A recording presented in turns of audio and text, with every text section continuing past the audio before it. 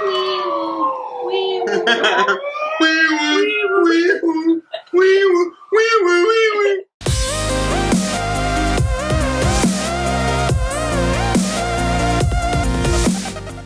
Hey guys, it's Eric. And Adam. And this is Julie. This is our egg donor, which we introduced you guys to with part 1 of our Meet Our Egg Donor. So let's get into round 2. So after your first shot, what were some of the side effects that you felt, if any? So I think most of it was nerves. Honestly, I feel like if I wasn't so nervous, I wouldn't have felt anything the first night. But my heart was racing when I was trying to sleep. I thought I was nauseous, but I didn't feel that the second night, so I can attribute that to nerves. Okay. But the first real side effect that I was getting was I would give myself the injections, and within an hour I would get I've never had a headache in my life. Like, I might have had, gotten hit in the head or something, but I never ever get Definitely got hit in the head. I never ever get headaches, ever. And as soon as that hour hit after the medication went in, I would get a really bad headache, and I'd be like, oh, I need to lay down, my head hurts, it's throbbing, and then I would be okay throughout the night. Did you do anything to rectify it? It was just, you gotta lay down, you gotta relax, because I'd be watching TV or anything, and then your head hurts, and you're like, what else is it gonna do to me? And you need to Because were you allowed to take any medication? No. So I was nervous because they told me that the pain was gonna be when you have cramps on a period, that's from 1 egg, but now you're maturing, almost 30 eggs, you're going to have 30 times that pain. So I was like, dear God, I'm going to die because I get the worst cramps ever. And so I was like, can I take Advil? That was one of the first questions I asked them. And they were like, you might be able to take Tylenol the first 2-3 days, but after that, you're not supposed to take anything. Yeah. So I just didn't want to take anything because I didn't want to ruin anything that could happen. So didn't take anything. Yep. But then, as the days went on, a lot more side effects happened. You start getting extremely bloated as your eggs get bigger. I could not button my pants for about 2-3 weeks. Even after I don't think anyone I knew what was going on. I was walking around with literally my pants just open everywhere I went, and I didn't give a crap. I was literally walking in the store with them. We'd be down the street or something. My pants were just open. I'm waddling like I'm pregnant. It was bad. Funny because she first started, wearing big Stretchy shirts to you were wearing stretchy pants, yeah. But then you were putting your jeans on and leaving them unbuttoned, and you just wear big shirts. I just didn't care. And then eventually you were like, oh, this crop top, and I'm like, it's your pants, and they're undone. And she's like, oh yeah, I should cover that. I just stopped giving a crap. I was like, hey, I'm doing something good. People, they don't know what I'm going through. Flannels are around their waist. You would wrap. Yeah, I would wrap things around my waist a lot. Just to keep the pants open. Could not button my pants for the day that I was able to button my pants, I literally called everyone I knew. Oh my God, I can put my pants on now. I remember that.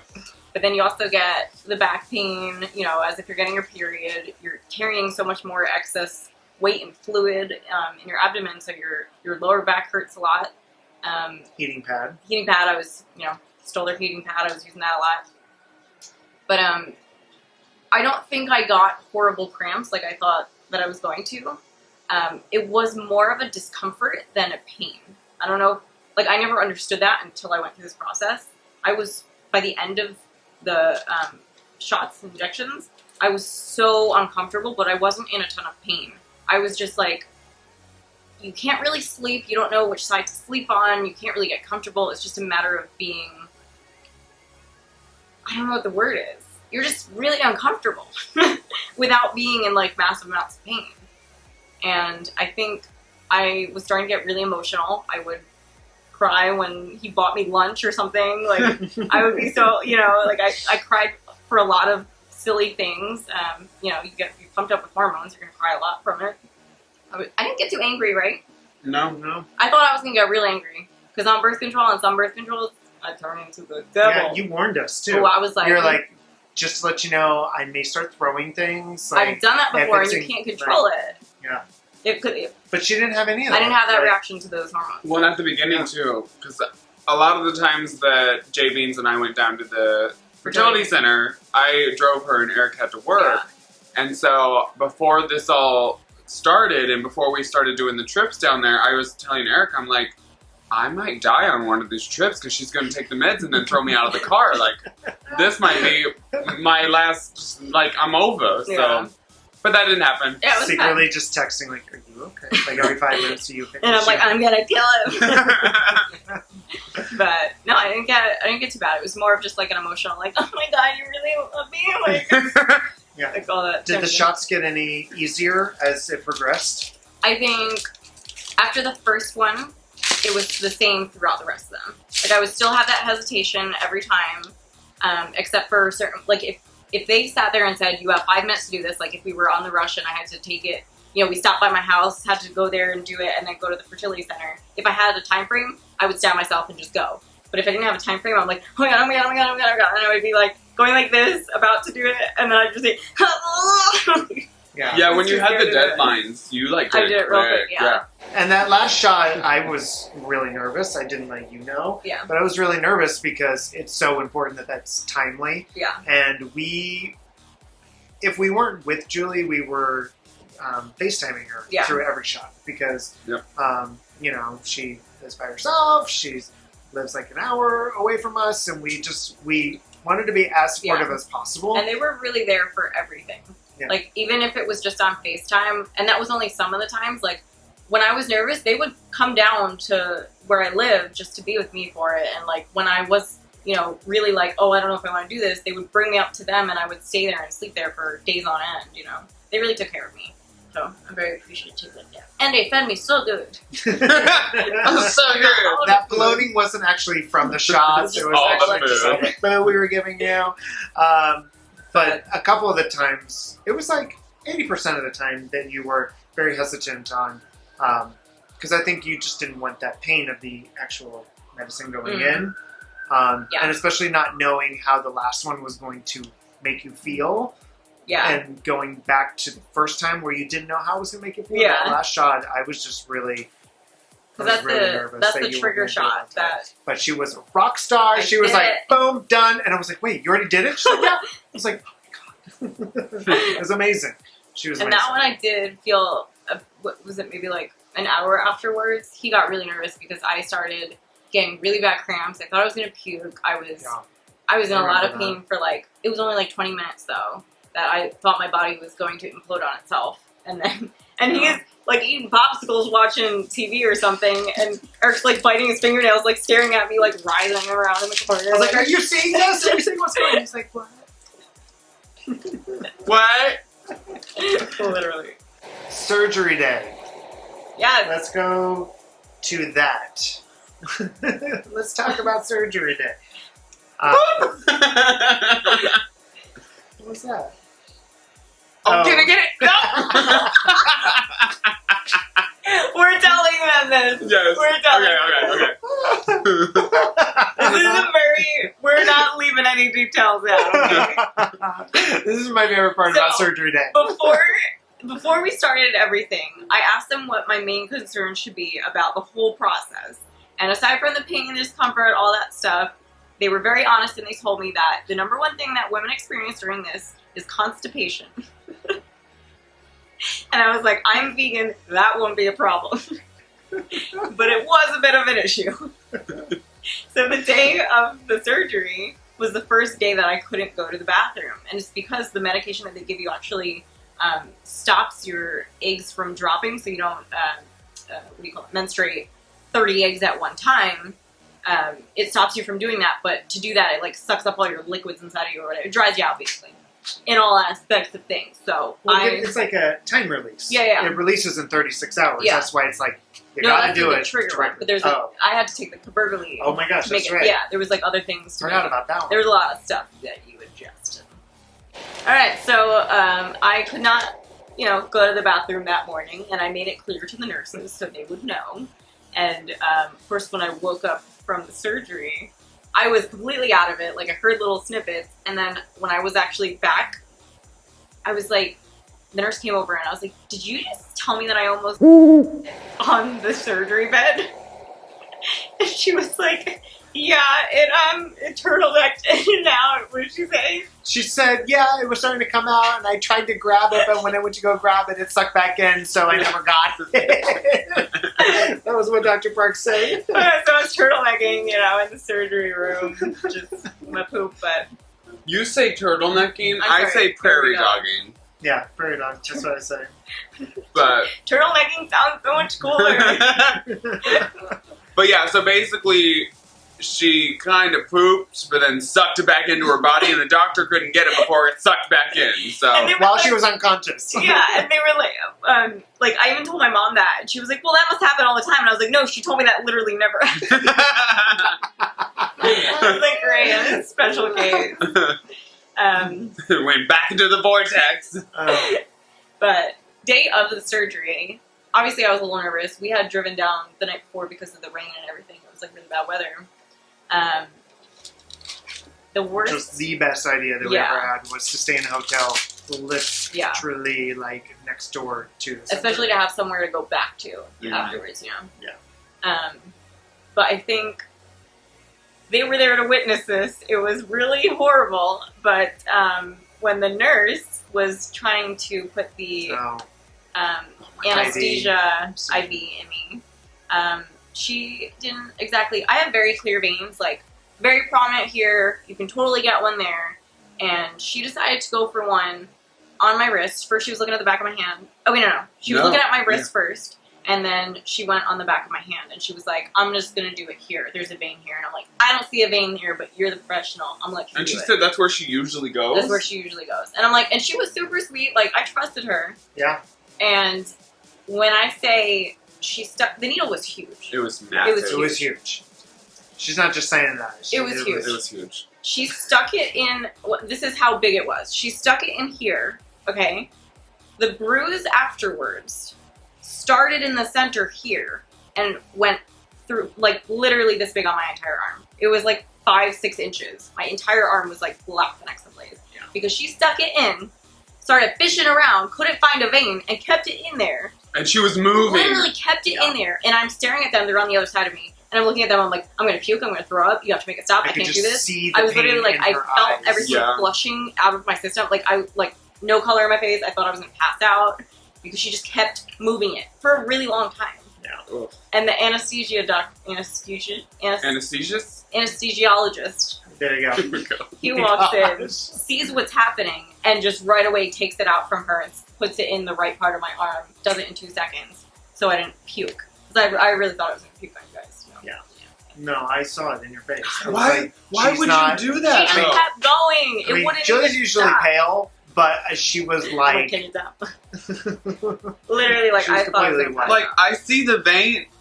I don't see the veins on the back. Like, but like, why would you not go? Like, look, the veins. And I'm fine. Well, I was getting my blood taken almost every day when we were going through the shots because they had to make sure that everything. And there was never an issue. Never had an issue. I don't have a problem with getting blood taken from me. She left this thing in my arm for so long, swimming around in there. My arm was black. She like stuck it in J Beans, then went out for lunch, then came back and then just took it out. You're like, oh no, couldn't find it. Just try again. It was horrible. And for that to happen right before you're about to go in for a surgery, you're going under and all this stuff, like that was not fun. Yeah, it doesn't make you feel good. Yeah. You're like, is this how I was surgery just so is happy gonna I had go? these guys. Like, I'm just so happy that you pooped and it sucked back in. Oh yeah, it was so funny when we were walking in. I don't even know if I've told you guys this, but when we were walking into the surgery prep room, they were behind me and the nurse was in front of me, and she looks at me and she looks back at them and she's like, do you know them? And I was like, yeah, I'm their egg donor. And she's like, yeah, but do you know them? And I'm like, yeah, they're my best friends. And she's like, oh my god, you know them? I was really? like, yeah, she thought it was just some random people that, are taking my eggs, and I didn't know you we're guys. just there like, hey, nice to meet you. Yeah, that's literally what she thought it was. And I was like, I guess it doesn't happen like this. I was like, yeah. Well, a lot of people I think do anonymous egg donors. Yeah. Yeah. But we're like, no, we're besties. What's up? Yeah. So that was probably the worst. Going in was bad. Yeah. That was not a fun experience. But, they say count to something. He asked me questions about my job, and before I know it, I'm knocked out. And when I woke up, I remember being in a lot of pain when I woke up. I remember them asking me if I was in pain and what the scale was. And I told them it was like a 7 or 8. But it was all, I thought it was going to be like where my ovaries were, but it was like my actual vagina just hurt like hell. It was a lot of like sharp pains and cramping and... Did they go in your vagina to get things? Yes. Like, they opened your legs and they like went in. Yeah. So they go in with like a sonogram or ultrasound machine that actually has a needle on it, so they can see where it's going, and then they poke through your Yours. your uterine wall, Yeah. right? Uterine and then wall, go and they go through to diagonal. the ovaries and suck out the eggs from the ovaries. And pull it back up. Yeah. And I remember being in a lot of pain. Right away, they gave me a bunch of medication.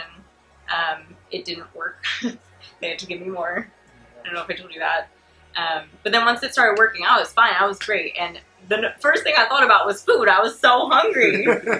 And she warned us, too. She was like, I'm going to be starving. When you come back, bring me food. We're like, are you sure? She's like, yes, I know me. I know I'm going to be hungry. Because when you go into surgery, you can't eat for so long before. And I'm like, I have to eat. I'm so tiny. Like, my metabolism is so fast that I need to eat so often. I'm like, I'm going to be starving when this happens. And I just remember I was like loopy on pain meds, but I was still with it. And the nurse she like brought me like pretzels and like, I don't know, Trix or something, I don't know, whatever cereal. I was like, whatever's vegan, give me that. And she's like, just don't eat it now, you're gonna get sick. And I was like, no, I really want to eat it. And she's like, okay, just like snack on it or suck on it. And I was like, okay, cool. I'm shoving this whole bag in my mouth. And she walks back in and she says that you guys are coming in. And I just remember the curtain opening. I'm like, my best friends are back. My best friends. Well, yeah, we got a text from you, and it was like, I'm done. I don't remember texting her. I'm ready. And everything was just stretched out. She was just like, Well, Looked like she was like hitting each button like 8 times. She's like, come get me. It was bad. But I did have some complications. I felt fine. I felt great. I've always had some issues with womanly things in the past, and I didn't think it would affect this, but I think it did have to do with that a little bit, because I do tend to hemorrhage whenever I menstruate. And when we walked out of the place, they were wheeling us to the door, and I was in the wheelchair, and I looked at Eric and Adam, and then I looked at the nurse, and I said to the nurse very quietly, I think I may have urinated. Because I felt something warm. I didn't know what it was. I thought I just peed myself. And she took me to the bathroom, and it was just blood everywhere. And the first thing she said was, if you're bleeding, if it's an excessive amount, we need to make sure you're okay. So they rushed me back in because I honestly, like, when I looked down, I was like, oh, usual period. Like, it was fine for me. But she was so concerned with the amount that was coming out that she, rushed me back in. They had to like put me back up in the bed, and the doctor came in who did the surgery, Dr. Parks, and she had to kind of clean things up in there, make sure that the wounds were healing so intact, sealed properly. Yeah. And it ended up being fine, but she had to go back up in there and do some stuff, which was a little uncomfortable. And I'm sure they were freaking out because they literally. We had no probably idea heard what was me going say, on. oh, I have to pee or I peed, come into the bathroom and then rush back into the surgery room. I didn't even hear you say that. Yeah.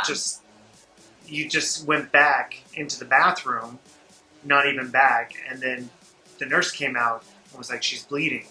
And like my heart just dropped. I got so scared. And the next thing I know, she was like wheeling you back without saying anything. And we couldn't do anything but just wait. We had no idea what was going on. And so everything going through our heads was like, oh my God, this is so scary. We didn't know what to expect. Yeah. So thank God we got that life insurance. I felt totally fine. Like, I didn't, I felt totally fine. I wasn't like, oh my God. Like, I wasn't freaking out because I'm just used to my body doing stupid stuff like this. But I literally said to the nurse when she brought me back in, I was like, can you tell them I'm okay? Like, while they're like inside my vagina, like literally with like clamps and like cotton or something. I don't know. It was gauze. She like shoved gauze up my vagina to clean all the... It's really weird. Well, you were bleeding a lot, yeah. And I heard you turn to the nurse and you were like, I think I might have just peed. and I saw them go to the bathroom, and then the nurse, like, at one point the nurse or you open the door and it's like, oh, stay back, there's lots of blood or something. And in my head, I wasn't really freaking out. I just had this mental image of like Carrie when she gets the pig's blood all over her. So I was imagining this like horror movie scene in the bathroom, and I'm like, whoa. But I didn't really freak out at all because I knew that Jake, for some reason, I was just like, Jake, this is going to be fine. Yeah. Like, but yeah, I had like horror movie. I'm like, oh, they're doing some like movie scene reenactment. Because I remember I was on the other side of the car when she had whispered.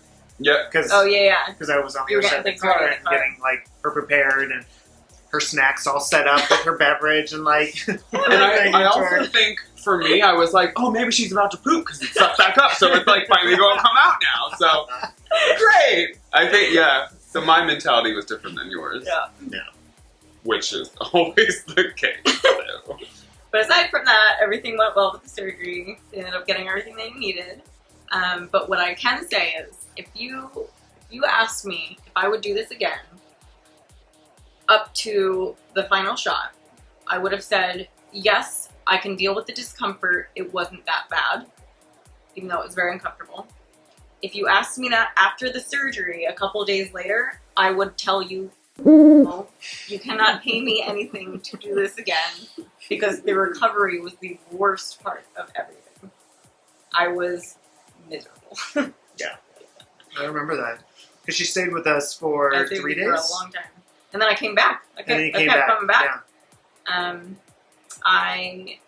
You get so bloated from all the excess fluid inside of you, all of everything that's, happening, that you actually urinate every 30 minutes. I urinated every 30 minutes for 24 hours. That puts a lot of strain on your urethra and every, urinary tract and all that stuff. So it started really hurting every time I had to go pee, and I had to pee so often. I was still super constipated. I couldn't get anything out. I felt like I was going to explode. I thought I was at the point where I was almost too distended that I should call the nurse. But they said that if I was still urinating and stuff like that, it was okay. But just the discomfort, the pain from that was pain. There was nothing like that. Did you ever take any pain meds? Yeah. Oh no, I didn't take the codeine. Yeah, they give you codeine. I didn't take the codeine, but I took the extra strength. You were scared that it was going to make you even more constipated than you already were. Yeah, because so you took the Tylenol. I took extra strength Tylenol quite a bit, and yeah, it was just a very long recovery for me. I had more complications later, and it wasn't fun to not feel like yourself for a really long time. To feel like you couldn't do some things, you couldn't be too strenuous on things, and they were saying like, some people get out of there and they go snowboarding the next day. I was like, bullshit. Like, there was no way anybody goes snowboarding the next day. Like, I was literally like, I couldn't do anything for myself. I was pissed after that. So you said, if you had been asked after a few days after the surgery, you'd say, no, not doing this. If you were asked now, months after it finished, what would be your response? I don't think I would do it again. I really don't. Not to say that I regret doing this. It would have to be a very. I don't think I would want to do this again. I think I probably would, just because I'm that kind of person, but I would not want to do it willingly. Are you glad you did do it? Yes, of course. I wouldn't change this experience for anything. 4 weeks of internal bleeding. Oh my god. Because it was 2 weeks after, it was about a week after that I was still in a lot of pain, and I was urinating so often. I thought that I had a, urinary tract infection, because I was getting, ultrasounds every couple of days. They were showing stuff up there. So I was like, oh, maybe I just got some sort of infection or something. I'll be fine. Called up the SDF center. They were like, go to your doctor, go get, one of those tests. And I was like, perfect, I'll go get a test, and then I'll be totally fine afterwards, because I just couldn't stop peeing, and I was, uncomfortable. I go get the test done, waited a couple days for the results. They told me to start taking the antibiotic anyway, just in case, because they were pretty sure that I had one. They were like, oh, of course you have one, you have all the symptoms. And then I don't get a call back, and I call them like 5 days later, and I'm like, hey, did you get the test results? And they were like, yeah, why are you taking the medication? You don't have a urinary tract infection. I'm like, then what's wrong with me? That's when I started to have a freak out and like a mental breakdown. Because and that wasn't San Diego Fertility Center. That was yours. No, that was my regular doctor. And I was like, if that's not what the problem is, then someone needs to figure it out. And I don't want this to be something that's ongoing and like causing issues in my life, because I couldn't stop peeing. I was peeing so often, and I was just so uncomfortable all the time. I felt like I had an infection.